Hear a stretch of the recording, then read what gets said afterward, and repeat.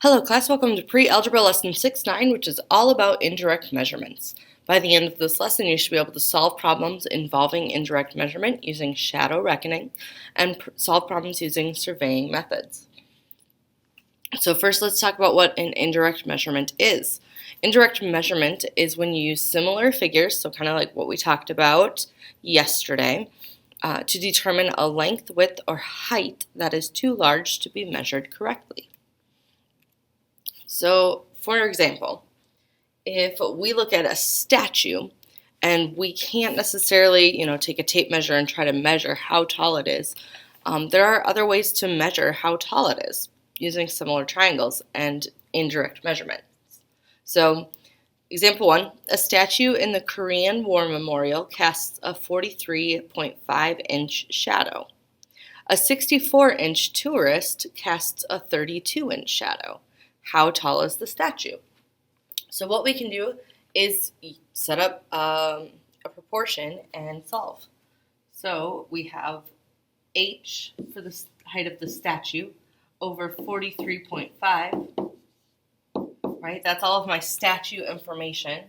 And then if we look, okay, so h, I did not mean to move that. H represents the height of that statue, so I'm going to line that up with the 64 inches for the tourist over 32-inch shadow. And then if I cross multiply and divide, if I do 43.5 times 64 and divide by 32, I end up with 87 inches tall. So that statue is 87 inches tall. Let's try another one. We have a bell tower now that casts a 27.6-foot shadow at the same time a tourist casts a 1.2-foot shadow. If the tourist is 6 feet tall, how tall is the tower? So let's just draw a little picture. I recommend drawing triangles for a lot of these pictures. So we're going to say that this is our bell tower, okay? So the bell casts a 27.6-foot shadow. So shadows are always on the ground. That means that this bottom part here is going to be the shadow. And we know that that is 27.6 feet. And then we want to figure out how high that bell is. And then if we compare it to a tourist, we know that the tourist casts a 1.2-foot shadow. And we know that the tourist is 6 feet tall. So again, I can set up my proportion. I can say x over 27.6 for the bell tower, and then I can say 6 over 1.2 for the tourist. If I do 6 times 27.6 divided by 1.2, I find out that the height of the bell tower is 138 feet. And I'm going to make sure to label my answer before I box it. Okay, so that bell tower is 138 feet in the air. So that's not a very convenient thing for you to try to measure. That's why indirect measurement is a really nice way to be able to measure those tall items, okay, or far distances. So now we have this picture. We want to figure out how far across this lake, like what is the distance from one side to the other. We have x as our label, and then if we look at this triangle, we also have a 16 on it. So I'm just going to say x over 16, and then I'm going to compare it to our other triangle. So if I look, I have a 10 and a 20, but which side goes where?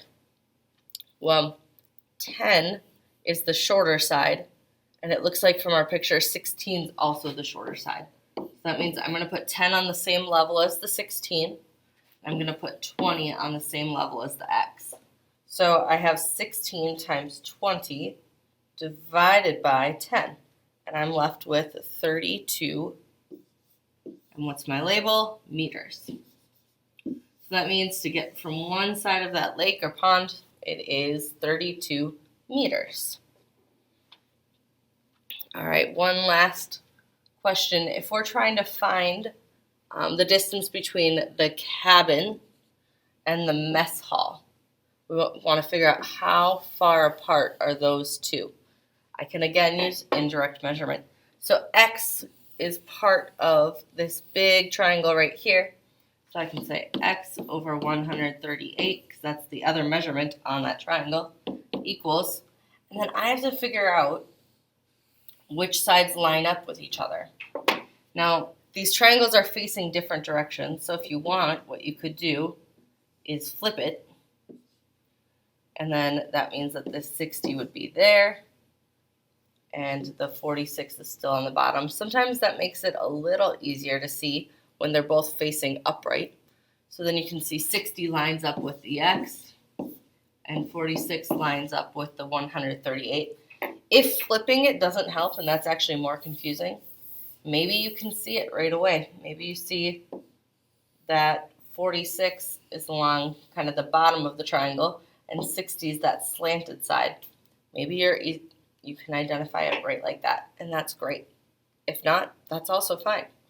So we have 138 times 60 divided by 46, and I end up with 180 yards. And now I am all done with that problem, okay? If you have questions at all, please be sure to reach out for some help. I am happy to help you. Have a great day.